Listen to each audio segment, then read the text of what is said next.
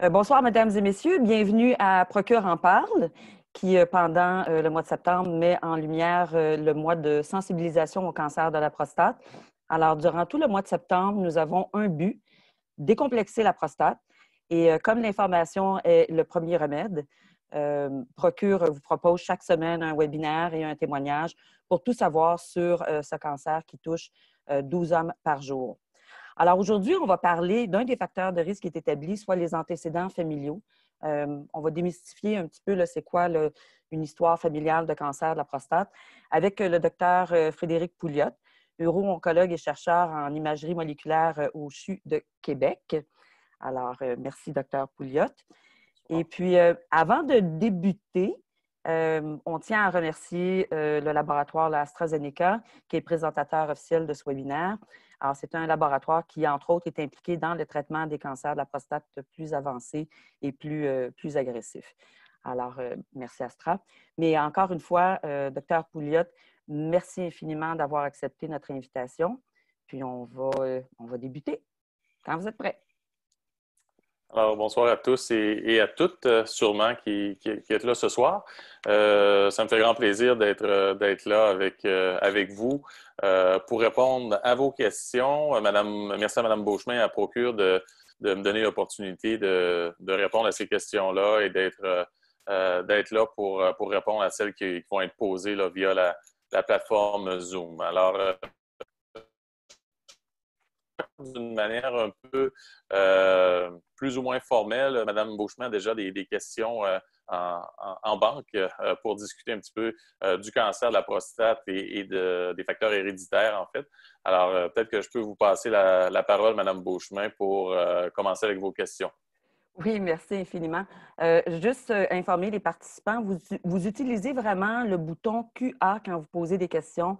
N'utilisez pas le chat, s'il vous plaît. Puis, elles vont inclure là, au fur et à mesure que vous allez les poser. Ça fait plusieurs webinaires qu'on fait, docteur Pouliot. Puis, on parle des facteurs de risque, on va parler des traitements, on va parler de plusieurs thèmes sur le cancer de la prostate. Mais il y a une question que je pose, dans le fond, jamais, c'est quoi le cancer de la prostate? Comment ça se développe? Comment ça se forme? Bien, c'est une grande question. Hein. Si on savait toutes les étapes précises, on aurait plus d'alternatives de traitement. Mais comme tous les cancers, le cancer de la prostate naît d'altérations dans notre ADN, ce qu'on appelle le génome. Et normalement, et dans tous les cas, en fait, de cancer, ça prend plus qu'une altération pour développer un cancer, pour que la cellule devienne avec des propriétés cancéreuses, c'est-à-dire qu'elle va proliférer sans contrôle par notre organisme. Elle va avoir le potentiel d'aller ailleurs, ce qu'on appelle des métastases, et elle va être capable de justement se modifier si on donne des traitements pour résister au traitement. Donc, tout ça, ce sont les caractéristiques classiques de tout cancer. Le cancer de la prostate y échappe pas.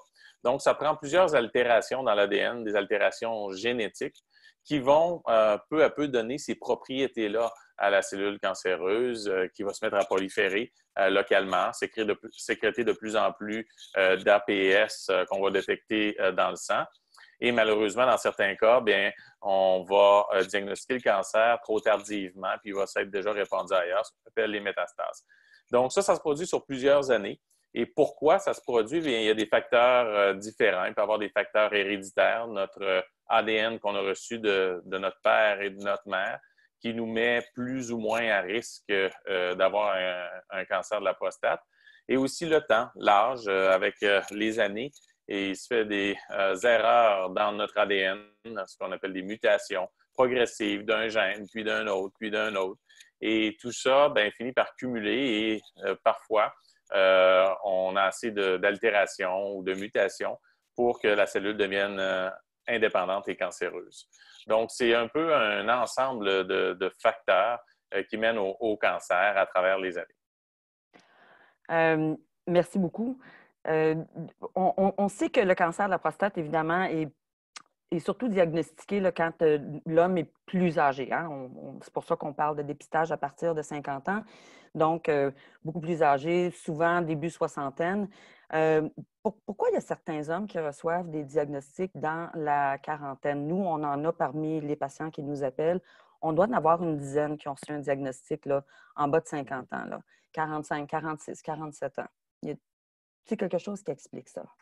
Oui, bien, en fait, on peut voir ça de deux manières différentes. On peut avoir un diagnostic de cancer de la prostate en bas âge parce que, pour une raison ou une autre, on a commencé un dépistage très tôt où il y a une prise de sang comme la PSA qui a été demandée et par hasard, elle a été élevée, ce qui a mené à des biopsies. On a trouvé un cancer par hasard. Il n'y avait pas de raison, il n'y en avait pas dans la famille. C'est comme le hasard, quelqu'un s'est plaint de symptômes urinaires, un médecin de famille demande la prise de sang ou doute d'un toucher rectal anormal et puis demande des biopsies, puis on trouve un cancer de la prostate chez quelqu'un qui n'est pas plus à risque qu'un autre.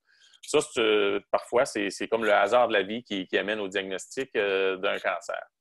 Il faut savoir aussi que le cancer de la prostate, il est souvent, même sur un diagnostic dans la cinquantaine, soixantaine et plus tard, souvent, il a commencé à se développer plus tôt. Il y a des études d'autopsie qui ont révélé qu'il y avait jusqu'à 10 de cancer chez les hommes entre 30 et 40 ans. Si on faisait une autopsie et on regardait en tranche la prostate, là, il y avait des petits cancers qui étaient là déjà à un âge aussi jeune. Donc, c'est là que vient un peu l'idée du hasard qui peut faire des fois qu'on peut trouver un cancer comme par hasard plus tôt dans la vie. Donc, ça, c'est une catégorie de diagnostic hâtif. L'autre catégorie, ben, c'est les facteurs génétiques. Il y a des facteurs de risque au niveau de la race, au niveau de l'histoire familiale, des défauts génétiques connus qui peuvent nous amener, les hommes, à développer des cancers de la prostate plus tôt. Et puis ça, c'est une autre catégorie. Donc, chez cette population-là, on sait qui est à risque de développer un cancer. Bon, on va faire un dépistage plus intense, un dépistage plus tôt, et là, peut-être des biopsies et des dépistages du cancer de la prostate plus tôt. Donc, je dirais que c'est les deux grandes catégories là, de patients chez qui on va dépister les cancers de la prostate en bas âge. Très bien. Lorsque vous parlez à vos patients de leurs antécédents familiaux, qu'est-ce que vous recherchez comme information exactement, puis pourquoi c'est important d'avoir l'historique? Oui. Bien, comme je viens tout juste de le mentionner, la génétique est importante dans le cancer de la prostate, comme dans plusieurs autres cancers aussi. Quel est ce qu'on dirait en anglais notre background génétique qui nous met à risque ou pas? Donc, comment est-ce qu'on fait pour savoir quel est le risque héréditaire d'avoir un cancer de la prostate? Bien, c'est en posant des questions, un, sur les frères, à savoir s'ils ont déjà eu des cancers de la prostate et combien de frères avait le patient. Ça, c'est classique, ce que je vais demander aux patients. Et s'il y a eu un cancer, à quel âge est-ce qu'il a été diagnostiqué? Est-ce qu'il en est décédé? Est-ce que son cancer était indolent ou pas? On va aussi demander, évidemment, les oncles, pères, grands-pères. On va faire quelques générations. Et on va chercher aussi des cancers qui sont associés au cancer de la prostate. Donc, particulièrement le cancer du sein. Il y a certains gènes partagés entre le cancer de la prostate et le cancer du sein, le cancer de l'ovaire. On va aussi demander le cancer du pancréas qui peut justement être associé dans certains cas à certains gènes aussi. Donc, c'est souvent les grandes questions que je vais poser. Donc, faire un bref pedigree, si on peut dire, de l'histoire familiale avec des cancers associés. Mais plus on en connaît sur la génétique actuellement, plus on fait de tests, plus on est précis, plus on s'aperçoit que finalement, il y a de plus en plus d'associations génétiques qui sont différentes dans le cancer de la prostate. Donc, au début, on avait certaines grandes familles, certains gènes qu'on voyait clairement associés au cancer de la prostate, mais on s'en vient avec de plus en plus des gènes qui sont associés à une famille en particulier, mais dans une population générale. Ils ne seront pas nécessairement très, très prévalents, très, très présents. Donc, tout ça est en développement. Donc, la question à poser aux patients, au-delà de tout ce que je viens d'expliquer aussi, c'est vraiment de bien asseoir, bien questionner l'histoire familiale de pratiquement tous les cancers aussi, parce que ça, il se pourrait qu'il y ait une association de cancers autres que la prostate qui mettra à risque un patient en particulier. Merci. On parle des parents au premier degré. Ici, on a reçu une question qui était deux oncles ont été traités pour un cancer de la prostate. J'ai 50 ans. Lui, il n'y en a pas. Il n'y a pas de frère, pas de père là, qui a eu le cancer. Est-ce que je pourrais en développer un au cours des prochaines années? En fait, il voulait savoir c'était quoi son risque. Oui. En fait, je vais commencer une réponse, peut-être une information très importante pour tout le monde. c'est que le cancer de la prostate est très prévalent à la base. Donc, tout homme est à risque parce qu'il est un homme, mais surtout entre 50 et 50 ans et plus, et même pour le dépistage, on recommande de le faire si on décide d'y aller entre 50 et 69 ans. Donc, il va y avoir selon les études, un homme sur 7, un homme sur 9 qui va développer un cancer de la prostate dans sa vie. Donc, est-ce que vous êtes à risque parce que vous êtes un homme? Si vous êtes particulièrement dans une tranche d'âge plus avancée, oui, vous êtes à risque de cancer de la prostate. Maintenant, vous avez 2 oncles qui ont eu des cancers de la prostate dans votre famille.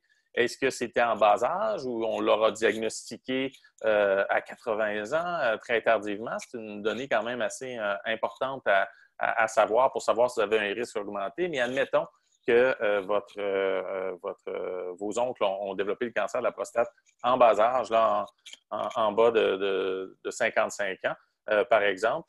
Bien oui, vous avez un certain background génétique qui vous met à risque d'un cancer de la prostate. Et le risque absolu, quel en est-il par rapport au 1 sur 7, 1 sur 9 dont on parlait? Ça, je ne peux pas vous le quantifier, mais la réponse reste la même pareil. C'est que peut-être que ça vaut la peine que vous soyez dépisté étant donné votre possible hérédité de ce côté-là. Très bien. J'ai une autre question d'un patient qui disait mon frère a reçu un diagnostic de cancer de la prostate assez avancé à 58 ans. Si moi j'en développe un, j'ai 60 ans, si moi j'en développe un, est-ce qu'il va être aussi agressif? Donc, à quel âge avez-vous ce cancer agressif-là? Son frère a eu un diagnostic à 58 ans, un cancer assez avancé, un cancer agressif. Puis lui, il a 60 ans. OK. C'est ça. Donc, tout dépend encore là, il y a une hérédité. On parle d'un parent de premier degré. C'est vraiment là, souvent, ce qu'on retient dans les études, ce qu'on retient en clinique, c'est qu'on parle de cancer augmenté ou à risque là, lorsqu'on a des parents de premier degré qui sont atteints et de génération en génération. Donc là, on parle de ce cas-là. Donc, clairement, vous avez une augmentation de votre risque au moins de 2 fois par rapport aux statistiques. Maintenant, à savoir, est-ce que le cancer est plus agressif, il était agressif celui de votre frère? Est-ce que vous êtes plus à risque de développer un cancer agressif? Là, c'est une question un peu plus complexe. Si vous avez certaines mutations dans des gènes, par exemple, comme le gène BRCA2 qu'on va reparler plus tard, oui, vous êtes plus à risque de cancer agressif parce que clairement, ce gène-là est associé à des cancers plus agressifs si c'est la raison de l'hérédité. Si par contre, c'est de 95 des autres gènes qui peuvent être associés au niveau héréditaire, bien là, c'est moins clair là, à savoir si ça vous amène à développer des cancers qui vont avoir un comportement plus sombre ou plus agressif. Alors, je n'ai pas la réponse à votre question, mais encore là, j'en reviens à la question. Ce qui est important pour vous, c'est de ne pas laisser aller les choses puis d'être dépisté. Puis, si on constate qu'il y a des raisons de faire des biopsies de la prostate pour diagnostiquer un cancer, soit par une anomalie à la prise de sang PS ou au toucher rectal, bien là, les biopsies vont nous révéler si le cancer est d'une nature agressive ou non. Donc, finalement, on peut simplifier tout ça plutôt qu'il y ait en probabilité, asseoir notre dépistage, s'assurer qu'on ne se met pas des œillères et s'il arrive quelque chose, bien, on pourra gérer ce cancer-là après les biopsies. Très bien. Inquiétez-vous pas, là, n'hésitez pas à vous répéter parce qu'il y a des questions qui s'entrecoupent, mais je vais quand même les poser parce que peut-être qu'il y a un élément de réponse que vous allez ajouter. On a eu une question, puis cette personne-là se questionnait vraiment à savoir pourquoi, c'est toujours un frère ici, pourquoi lui, son frère avait eu un diagnostic à l'âge de 48 ans, puis lui, il pensait qu'il était sorti du bois, là, il n'y a rien eu à l'âge dans la soixantaine, et il dit là, je viens de recevoir un diagnostic à l'âge de 70 ans. Comment ça se fait qu'il y a cet écart-là de 22 ans entre mon frère et moi pour le cancer de la prostate? Est-ce que ça s'explique? Oui, bien, ça s'explique. Tout à l'heure, d'entrée de jeu, quand on parlait des cancers en bas âge, je vous parlais que si on est dépisté, il y avait quand même une prévalence. Si le hasard fait que notre PSA monte ou quelque chose comme ça, ou qu'on continue d'être dépisté plus tard, là, à 75 ans et plus, ce qui n'est pas nécessairement recommandé, si on biopsie tout le monde, on va trouver du cancer de la prostate. Et parce que c'est un cancer de la prostate qui va vraiment altérer la durée de vie, la longévité du patient. Ça, c'est très variable. Normalement, non, quand c'est plus tardif dans la vie. Alors, pourquoi est-ce que vous avez un frère qui a été diagnostiqué tôt et vous, c'est plus tard? Peut-être que vous avez deux petits cancers qui, justement, méritent juste une surveillance sans nécessairement nécessiter des traitements qui ne sont pas nécessairement très agressifs. Donc, et puis, le temps fait que vous, votre PSA s'est élevé un petit peu plus tardivement. Donc, c'est vraiment pas la même temporalité au moment où ont été faites les biopsies. Donc, il y a plusieurs variables. C'est difficile de réconcilier tout ça. Vous êtes aussi différent de votre frère. Votre frère, s'il y a dans votre famille des facteurs de risque de développer le cancer de la prostate, il n'y a peut-être pas les mêmes que vous parce qu'on n'hérite pas nécessairement on n'hérite absolument pas des mêmes gènes que notre fratrie. C'est toutes sortes de choses qui peuvent expliquer ça. Vraiment, la biologie, quand on parle de génétique, quand on parle de développement de cancer, il y a beaucoup de facteurs. C'est quelque chose d'extrêmement complexe, même dans une même famille. Alors, tout se peut. Il peut y avoir une famille avec de très grande prévalence, très grande présence de cancer chez les différentes générations, mais quelqu'un n'a jamais en développé non plus parce qu'il n'a pas hérité de la combinaison qui met à risque de gènes qui met à risque de cancer. Donc, c'est la réalité de l'hérédité dans le cancer de la prostate. Merci. En fait, vous venez juste de répondre à une question qu'on avait. Puis je vais quand même la poser, mais vous n'êtes pas obligé de répondre. C'est juste pour que les participants puissent comprendre le contexte de cette question-là. Et c'est un homme de 69 ans qui vient de recevoir un diagnostic du cancer de la prostate. Son père a eu un diagnostic du cancer de la prostate. Puis il dit, on est 3 frères. Puis il dit, je suis l'heureux gagnant, il faut croire, parce que je suis le seul des 3 finalement, à avoir un diagnostic de cancer de la prostate. Mes frères qui ont 75 et 77 ans, absolument rien. Puis je pense que c'est exactement ce que vous venez d'illustrer en disant qu'on n'hérite pas, la fratrie n'hérite pas nécessairement les mêmes gènes, tous et chacun. Donc, on peut avoir un frère qui va développer un cancer de la prostate, on peut en avoir 2 qui n'en auront pas. On peut avoir une famille de 5, il y en a 3 qui l'ont, il y en a 2 qui ne l'ont pas. C'est dans ce sens-là que vous répondiez. Là. Oui, puis ce qui est important de comprendre aussi, c'est que c'est très prévalent le cancer de la prostate. Donc, sans facteur de risque, on est à risque. Et si on biopsie tout le monde, on a souvent jusqu'à 25 de chance au hasard de trouver des cancers de la prostate. Donc, une personne sur 4, si on les biopsie sans facteur. L'étude sur les autopsies qui a été faite par mon collègue, le docteur Zlota de Toronto, il y a déjà plus de 5 ans, mais qui est très intéressante. Ils ont regardé, ils ont pris des gens qui étaient morts par arme à feu ou qui avaient des décès traumatiques et qui ont donné leur corps à la science, où on a extrait leur prostate et on l'a analysé. On retrouvait jusqu'à 40 de cancer de la prostate chez les hommes entre 60 et 80 ans. Donc, à quelque part, si vos frères n'ont pas été diagnostiqués et que vous l'avez été, c'est peut-être votre décision d'être dépisté, c'est peut-être aussi le niveau d'APS que votre urologue a décidé de vous biopsier entre vous deux. Donc, c'est toutes sortes de facteurs là, qui peuvent entrer en jeu. Et ça ne veut pas dire que vous allez plus décéder de votre cancer de la prostate, même si vous avez eu un diagnostic. Donc, il y a tellement de variables quand on regarde ça qui peuvent différencier les fratries qui sont reliées à la génétique, mais qui sont reliées aussi à l'indication de la biopsie qui va mener au diagnostic. Donc, tout ça rend je dirais, l'hérédité, l'analyse de l'hérédité très complexe. Oui, je vous comprends. Mais c'est vraiment fort intéressant. À tous les participants, n'hésitez pas à poser vos questions. On utilise le bouton QA. Et puis, je vais y arriver. Ça ne sera pas long. Là. Je vais pouvoir les lire. Il y en a certaines que j'ai vues. On va répondre justement à votre question avec celle qu'on avait déjà reçue avant le webinaire. Cette question-là revient souvent. Je ne connais pas les antécédents familiaux de cancer dans ma famille. Est-ce que ça change quelque chose pour moi en termes de dépistage, mais c'est plutôt l'âge? Quand je devrais me faire dépister? Quand je ne connais pas du tout les antécédents de cancer dans ma famille? Oui, bien, on recommande normalement, là, chez une personne non à risque connue, de discuter du dépistage avec son médecin de famille ou son urologue pour un dépistage entre 50 et 69 ans. C'est là que vraiment les risques par rapport aux bénéfices sont minimisés ou l'inverse, les bénéfices par rapport aux risques sont maximisés d'avoir un dépistage. Dans cette tranche d'âge-là, c'est là que, si vous êtes dans cette tranche d'âge-là, c'est là que vous devriez peut-être considérer en discuter et d'être dépisté. En absence d'histoire familiale, les chances que vous soyez plus à risque qu'une autre personne, c'est peut-être de 5 Donc, vous avez une chance sur 20 de nécessiter un dépistage plus intensif.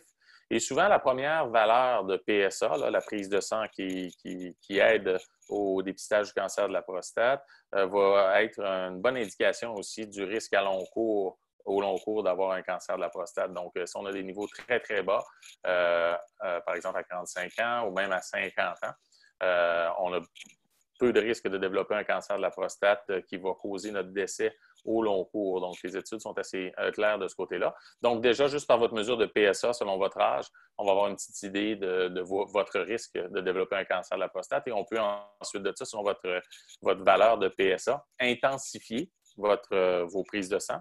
Donc, en faire à chaque année plutôt qu'aux 2 à 4 ans. Ou c'est ça, donc l'intensifier en faisant à chaque année ou diminuer la fréquence. Donc, déjà, juste avec cette valeur-là, en absence d'histoire familiale, peut vous aider à avoir le meilleur algorithme de dépistage possible. Et il faut se souvenir aussi qu'il y a juste 5 à 10 de la population qui sont à risque plus élevé que les autres, qui ont des cancers héréditaires. Donc déjà là, je pense qu'avec ces deux composantes-là, on pourrait vous rassurer et vous guider dans le type de dépistage que vous avez besoin. Très bien. J'ai une autre question. Nous avons, ça en fait, cet appel-là, on l'a eu cet été en plus. Nous avons 3 générations de cancer de la prostate dans ma famille. Alors, mon grand-père, mon père, j'ai des oncles, puis j'ai 2 de mes frères qui ont reçu un diagnostic. Il dit, moi, je viens à 62 ans de recevoir un diagnostic de faible risque parce que j'ai un glycine de 6. J'ai 3 options de traitement qui sont sur la table, dont la surveillance active, mais je ne suis pas convaincue de cette approche, la surveillance active. Et sa question est, est-ce que je devrais le traiter? Est-ce que le traiter, finalement, serait plus approprié? Bon, bien, en fait, effectivement, le traitement, la prise en charge d'un cancer de la prostate de bas risque, là, admettant que votre PSA est en bas de 10 et que votre maladie est non palpable, inclut la surveillance active, ce qui est vraiment ici au Québec et au Canada souvent la conduite la plus favorisée par les urologues. Donc, je pense que pour une population en général, un cancer de la prostate de bas risque, avoir une surveillance active, c'est peut-être ce qui peut diminuer au maximum les effets secondaires des traitements, là, la radiothérapie et la prostatectomie radicale, tout en ayant une survie équivalente. Donc, il y a une étude justement canadienne aussi qui a très bien montré que c'était sécuritaire avec un suivi jusqu'à 15 ans des patients en surveillance active. Et donc, il n'y a pas de doute que c'est une bonne conduite pour la population en général. Maintenant, dans votre cas, vous avez de l'hérédité. Il y a vraiment 3 générations de cancer de la prostate. C'est peut-être là que ce serait intéressant d'avoir un dépistage génétique pour certains gènes connus et qui sont associés avec des cancers plus agressifs de cancer de la prostate. Donc, est-ce que vous avez ces gènes-là plus agressifs, notamment le BRCA2 dont je parlais tout à l'heure? Ça reste à déterminer. Si c'était le cas, surtout vous avez dans votre famille du côté des femmes, des cancers de l'ovaire, des cancers du sein, ça orienterait vers ce gène-là. Et si vous l'avez, il faudrait peut-être rediscuter avec votre urologue, peut-être d'un traitement à visée curative dans ce cas-là, étant donné le risque de développer un cancer plus agressif. Mais il n'y a pas de blanc ou noir dans tout ça. C'est vraiment des discussions et puis de l'investigation peut-être un petit peu plus poussée par des tests génétiques, dans votre cas, qui pourraient répondre à votre question pleinement. Très bien, merci. Il y a beaucoup de questions sur le dépistage. Il y a beaucoup des questions également sur l'environnement. Mais ce qu'on va faire, c'est qu'on va passer à la prochaine section de questions qu'on a eues. On touche un petit peu plus la génétique. Vous avez mentionné le BRCA, le BRCA2. Évidemment, l'histoire de Angelina Jolie a fait le tour du monde. Alors, les gens ont entendu parler de ce gène-là. Vous avez mentionné effectivement qu'un homme pouvait être porteur de ce gène-là. Je vais vous poser quelques questions par rapport à ça qu'on a eues, nous, sur notre ligne 1855. J'ai appris dans la famille de mon père, que je n'ai pas connu, qu'il y avait des cancers du sein liés au BRCA2. Est-ce que je pourrais avoir hérité de ce gène de mon père? Oui, c'est possible. C'est pas transmis là, uniquement par la mère, ça peut être transmis par les deux parents. OK. Puis évidemment, à partir du moment qu'il aurait pu hériter de ce gène-là, il va commencer son dépistage à l'âge de 45 ans. Est-ce qu'il fait partie là, vraiment des facteurs de risque ou tu as cette discussion-là avec ton médecin de famille plus tôt? Bien, c'est ça. Premièrement, c'est de savoir s'il est porteur ou pas. Ça, c'est possible de déterminer. Et là, c'est le travail d'un généticien. Ici, on parle beaucoup de génétique, mais je ne suis pas le spécialiste de la génétique. C'est vraiment ça. Il y a des médecins spécialistes là, là-dedans pour dépister les familles qui sont atteintes. Donc, ça, c'est la première étape.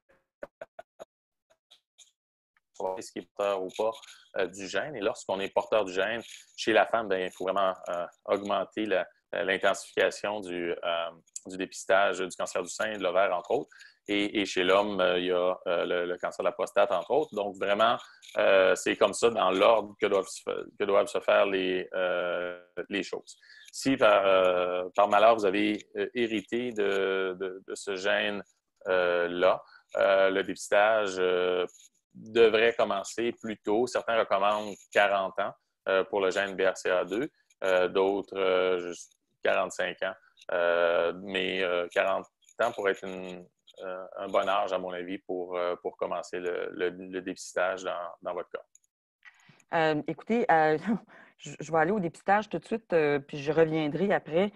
À partir du moment qu'on sait qu'on est porteur, puis qu'on commence à avoir cette discussion-là avec notre médecin, exemple, à 40 ans, on a fait un test de génétique, puis on a la confirmation qu'on est porteur. La fréquence du dépistage, est-ce que ça va être annuel ou est-ce qu'il va y avoir une stratégie spéciale pour cette personne-là en particulier? Bien, ce ne sera certainement pas plus qu'annuel pour ces gens-là. Là où on a un petit peu plus d'incertitude, mais il y a quand même certaines études là, qui nous orientent, c'est de savoir quoi faire à quelle valeur de PSA. Parce que, comme je vous le mentionnais, la plupart des études de dépistage ont inclus des hommes plus âgés. Il y a des études, ce qu'on appelle rétrospectives, où on a analysé le sang de grandes cohortes de patients, là, des patients qui avaient eu des prises de sang, où on a été capable de les suivre puis de voir leur risque d'avoir un cancer de la prostate. Puis là, avec leur prise de sang, on a analysé en rétrospective leur PSA, puis on fait des corrélations entre le risque de développer un cancer de la prostate létale et tout ça. Donc, on a des valeurs en bas âge pour nous aider à indiquer ou pas des biopsies.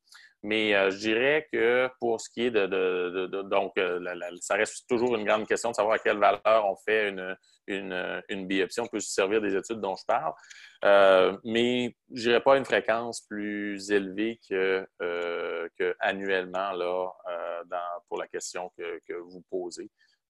Et à l'inverse, on pourrait même désintensifier si la valeur de PSA était très basse. Donc, vraiment passer aux 2-4 ans. Tout dépendant de la valeur de PSA. OK. Justement, on a eu une question d'une conjointe qui nous disait que son conjoint a eu un cancer agressif à 52 ans. Son fils a 30 ans. Est-ce qu'il fait partie de la catégorie, justement, des facteurs de risque où on parle de 45 ans, on attend encore? Je vois que ça l'inquiète Non, un petit peu. je commencerai le dépistage probablement à 45 ans ou 40 ans, selon les guides de conduite sont variés. Entre 40 et 45, ce serait un bon âge pour commencer. Je recommande souvent plus vers 45 ans personnellement, mais on pourrait commencer un petit peu plus tôt. Là. Dans ce cas-là, c'est un parent quand même de premier degré. Un diagnostic de cancer en bas âge, quand même, 52 ans, c'est relativement tôt. Alors, je pense que le risque de développer un cancer est augmenté. On parle, si c'est le seul parent, de 2 fois d'augmentation. Avec 2 fois d'augmentation, on passe de 1 sur, je vous ai parlé tantôt, 1 sur 7, 1 sur 9 selon les données. Donc, on passe à 1 sur 4 environ.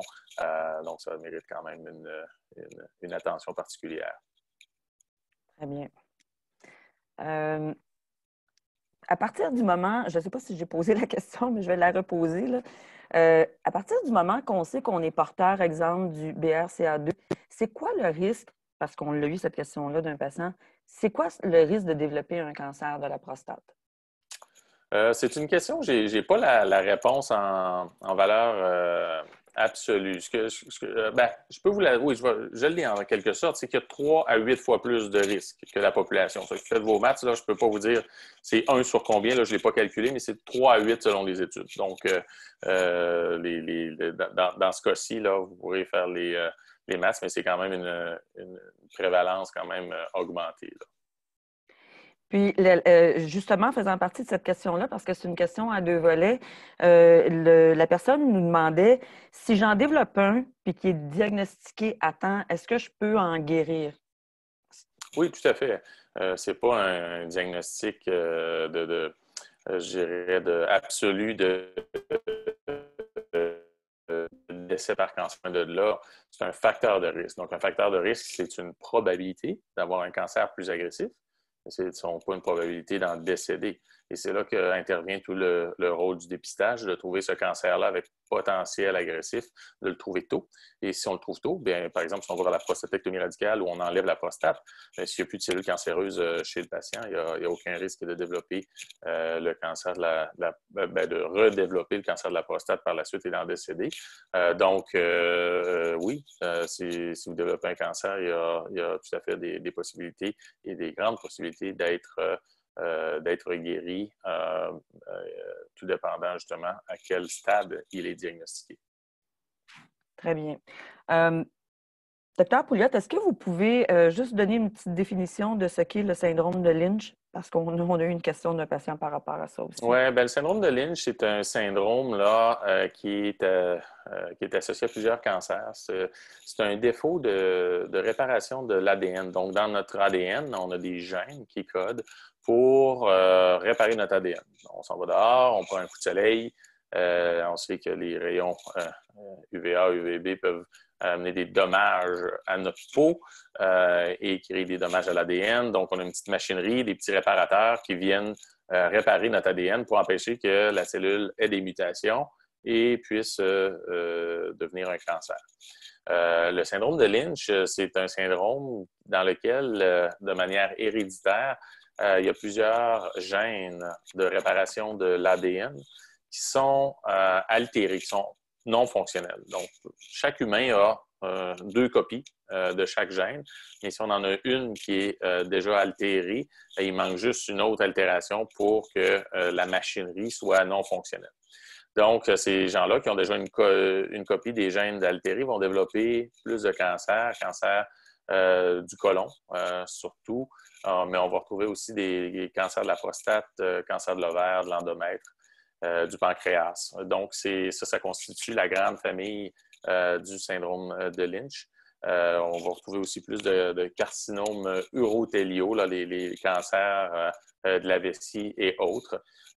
Donc, en gros, cette maladie-là est due à une anomalie dans les gènes des familles de la réparation de l'ADN, une catégorie de gènes qu'on appelle les gènes de la réparation par mismatch. OK. La question qu'on a reçue, c'est, bon, notre famille a le syndrome de Lynch, bien sûr. Je viens de recevoir un diagnostic avec un Gleason de 8. J'ai opté pour la chirurgie.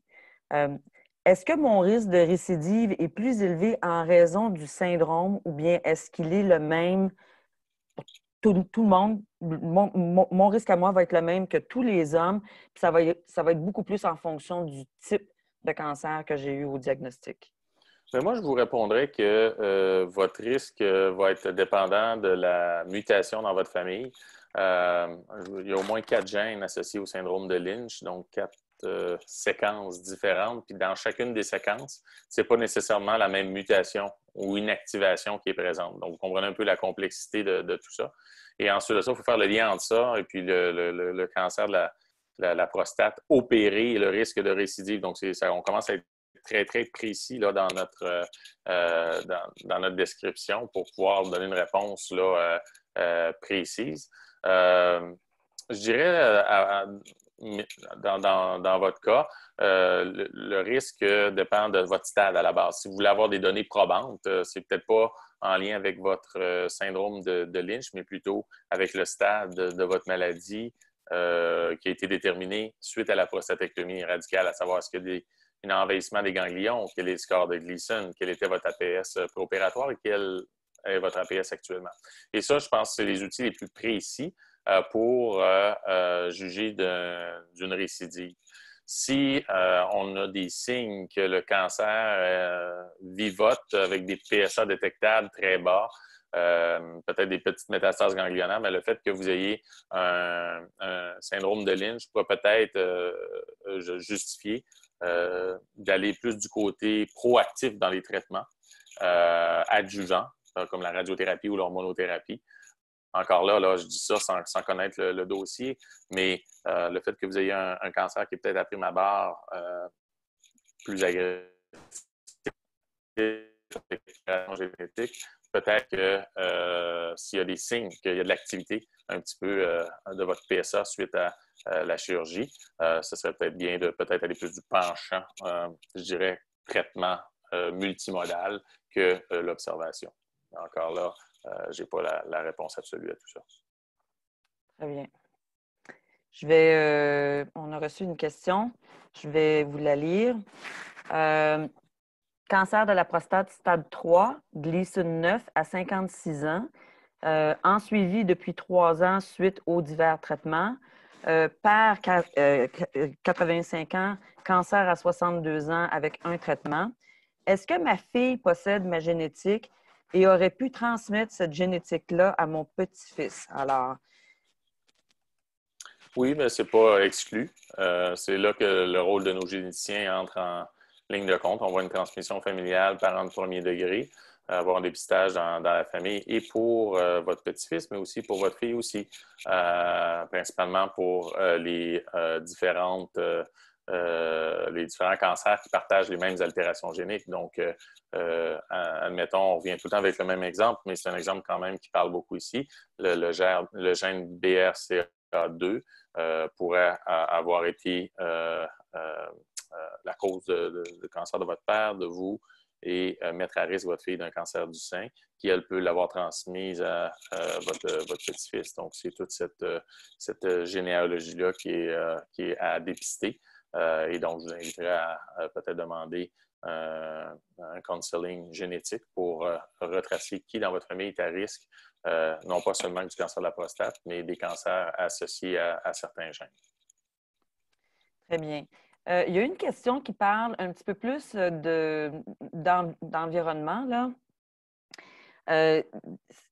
C'est quoi l'importance de l'environnement, le mode de vie, l'alimentation par rapport à l'hérédité pour le cancer de la prostate?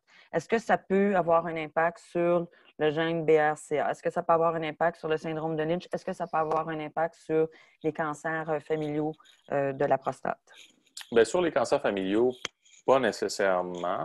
Sur l'incidence du cancer, bien, il y a des études épidémiologiques qui ont démontré certaines associations, par exemple, entre la diète, je dirais, occidentale, là, comme nord-américaine, aux États-Unis, tout ça, et le risque de développer un cancer de la prostate par rapport à une diète riche en oméga 3 ou plutôt orientale. Ça, c'est des études épidémiologiques qui ont amené beaucoup de recherches par la suite sur les éléments nutritifs, justement, qui pourraient amener au développement du cancer. Donc, ces études-là ont fait des associations, mais aucune étude a clairement démontré qu'en changeant notre diète, on changeait notre risque directement là, d'avoir un cancer de la prostate. Mais ça ne coûte pas cher bien s'alimenter parce que ces diètes-là ont des effets bénéfiques. Les diètes riches en oméga 3 et moins riches en gras insaturés ont des effets bénéfiques aussi sur le cœur et d'autres organes, notre système cardiovasculaire au complet. Alors, pourquoi pas bien se nourrir, même si ce n'est pas démontré scientifiquement hors de tout doute. Donc, c'est souvent ce que je dis aux patients, bien se nourrir, faire de l'exercice et tout ça. On n'est pas juste une prostate, on est un être humain et on a avantage à bien se nourrir. Donc, de ce côté-là, sans altérer le risque héréditaire, il peut y avoir possiblement une amélioration de nos chances de ne pas avoir de cancer de la prostate. Pour ce qui est ensuite de ça, de l'exercice, j'en ai parlé un petit peu. Là, les associations ne sont pas démontrées. Il y a certains suppléments de vitamines qui avaient été aussi associés. On parle du sélénium, de la lycopène, qui sont des extraits de tomates, tout ça. Il y a des associations encore statistiques, mais vraiment, on n'a jamais été capable de prouver qu'il y avait une diminution du risque de cancer lorsqu'on est des diètes très enrichies de ce côté-là. Donc, ça ne sert à rien de faire des excès là, pour essayer de prévenir outre mesure avec des excès de tomates bouillies ou de vitamine E. Je ne pense pas que ça vaille la peine personnellement. Est-ce qu'il y avait d'autres composantes aussi à la question? En tout cas, c'est les deux dont je me souviens, là, les habitudes de vie et il y avait l'environnement. L'environnement. Oui. Encore là, à ma connaissance, je n'ai pas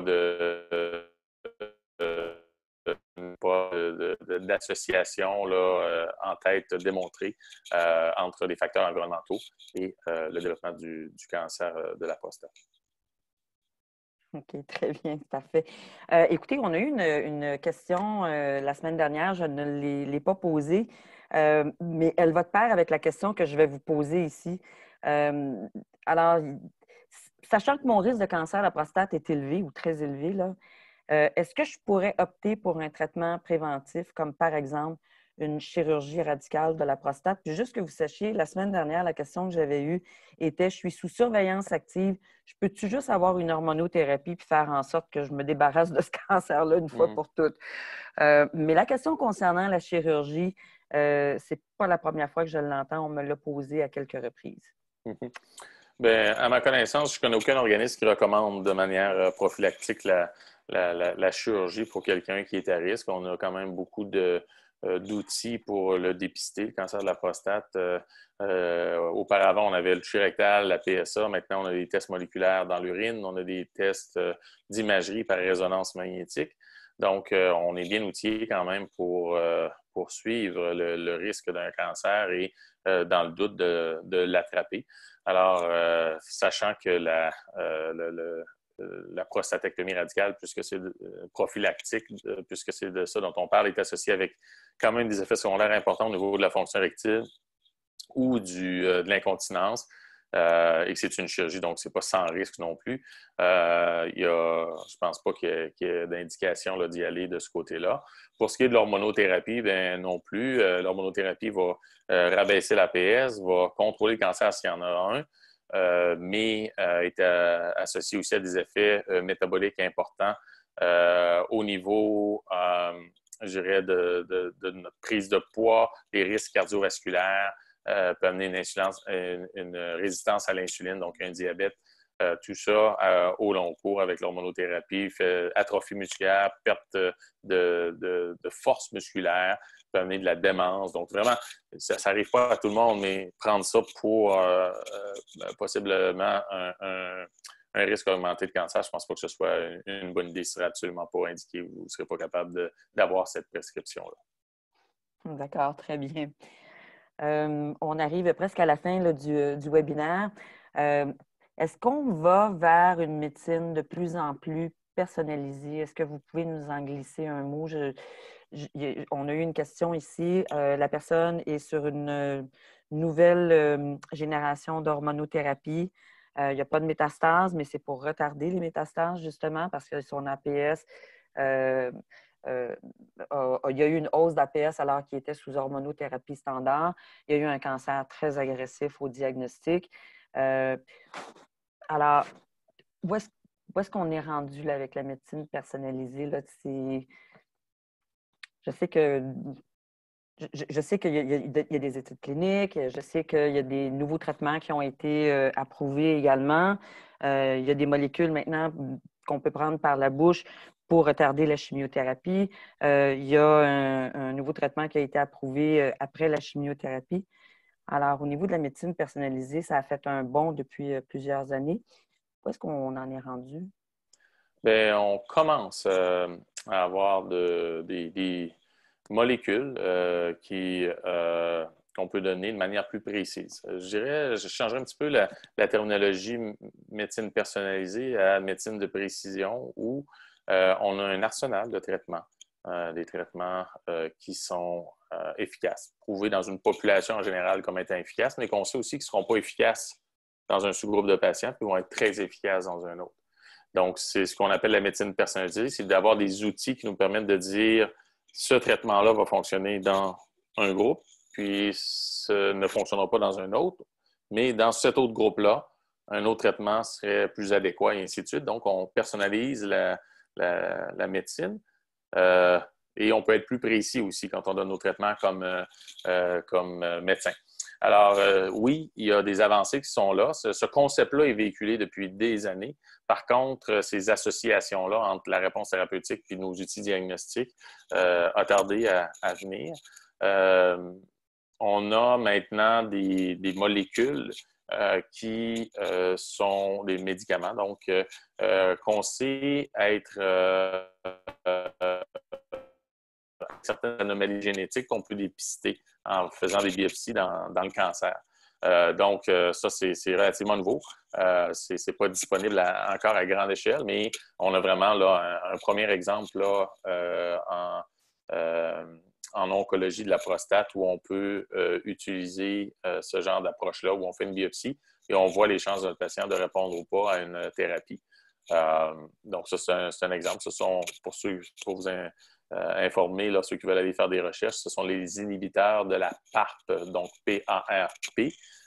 Et celui là, dont on a le plus de données présentement, c'est l'olaparib, où on fait des biopsies avant pour savoir si le patient a des défauts de réparation de l'ADN. Et ceux qui ont des défauts de réparation de l'ADN vont être plus sensibles à l'olaparib que les autres.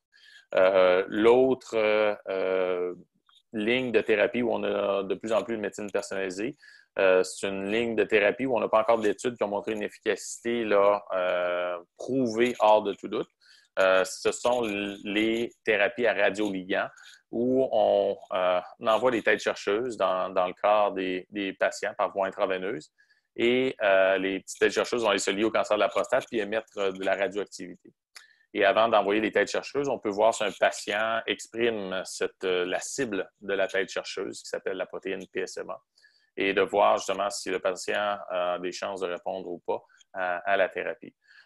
On sait que la thérapie à radioligand fonctionne. On sait qu'on est capable de justement bien imager par l'imagerie moléculaire si le patient est candidat à ce genre de thérapie ou pas. Mais quels sont les bénéfices en termes de survie d'en donner ou pas? C'est encore du domaine de la recherche actuellement. Donc, c'est les deux grandes avancées présentement, mais on se dirige tranquillement vers plus de précision et cette médecine personnalisée dont on parle justement dans votre question. C'est vraiment, vraiment intéressant. Je peux vous dire tout de suite qu'il y a plusieurs personnes qui vont regarder à nouveau ce webinaire-ci. C'est très, très, très intéressant. En conclusion, on ferme toujours avec une conclusion qui est: quel conseil donneriez-vous aux hommes qui, justement, ont des antécédents familiaux de cancer de la prostate? Ça vient probablement le résumer un petit peu de ce que vous avez dit beaucoup là, depuis le début. Mais ce serait quoi les conseils que vous leur donneriez? Bien, premièrement, soyez dépistés. Je pense que si votre cancer, surtout s'il y a un cancer plus agressif dans la famille, bien, peut-être commencer 40-45 ans à avoir un dépistage et n'hésitez pas à demander à votre médecin de famille d'être référé en génétique et aussi à un neurologue pour justement là, juger de votre risque et l'indication d'avoir des biopsies. Je pense que ça dépasse, je dirais, les compétences d'un médecin de famille lorsqu'on commence à avoir des histoires familiales et tout ça. Donc ça, ce serait mon premier conseil. L'autre chose aussi, c'est penser que même si vous préférez ne pas être dépisté, c'est un choix personnel. Vous savez, il y a des risques, des bénéfices. Vous pouvez le voir sur le site de Procure. Il y a des descriptions de ça. Il y a plusieurs autres sites. Si vous décidez de ne pas être dépisté malgré une histoire familiale, ben peut-être ça vaut la peine quand même que votre famille ait une investigation génétique parce que vous avez des enfants. Puis il y a certains gènes qui sont associés à des cancers qui touchent la femme aussi. Alors, c'est vos filles, vos garçons qui peuvent être atteints ou avoir ces altérations-là. Donc, je crois que si vous décidez de ne pas aller vers cette voie-là, bien, d'avoir quand même le dépistage, puis d'avoir votre famille avec les facteurs de risque bien identifiés, puis vos enfants devenus grands prendront leurs propres décisions comme vous le faites vous-même. C'est excellent, c'est parfait. Restez avec moi, Dr. Pouliot. Alors, on arrive... Bonjour tout le monde. On arrive à la fin du webinaire. Tout d'abord, votre opinion compte. Hein? Alors, lorsque vous allez quitter la web diffusion, vous allez être invité à remplir un sondage. Puis tout ce que vous avez à faire, c'est cliquer sur le petit bouton « Continuer ». En deuxième lieu, un énorme merci, Dr. Pouliot. C'était vraiment intéressant. Puis, comme je vous dis, là, tous les webinaires, dans le fond, qu'on a sont intéressants, mais celui-ci, je pense que ça faisait longtemps qu'on n'avait pas abordé ce sujet-là à fond. Normalement, on va aborder les facteurs de risque en général. Puis, est-ce qu'on peut le prévenir? Puis, on va aborder le dépistage. Mais les antécédents familiaux, pour être honnête avec vous, c'est la première fois qu'on le fait. Puis, vraiment, là, c'était excellent. Puis, la dernière chose que je voulais dire, c'est merci, Dr. Pouliot. Puis, la semaine prochaine, bien, il va être question de cancer de la prostate, problèmes urinaires, sexuels ou intestinaux avec l'urologue Thierry Lebeau de l'hôpital Maisonneuve-Rosemont. Alors, évidemment, là, on vous invite à être des nôtres. Vous pouvez consulter le site procure.ca pour voir tout ce qui est prévu pour le mois de sensibilisation au cancer de la prostate. Alors, c'était Procure en parle. Puis encore une fois, merci à tous les participants. Dr. Pouliot, merci. Ça me fait grand plaisir. Et puis, pour ceux qui ont peut-être posé des questions, je vais essayer de répondre brièvement sur le site, si ça demeure possible, Mme Beauchemin. Ils ont pris le temps de poser quelques petites questions. Je vais leur répondre par écrit. Très, très bien. Je vais vous les faire parvenir. Très bien.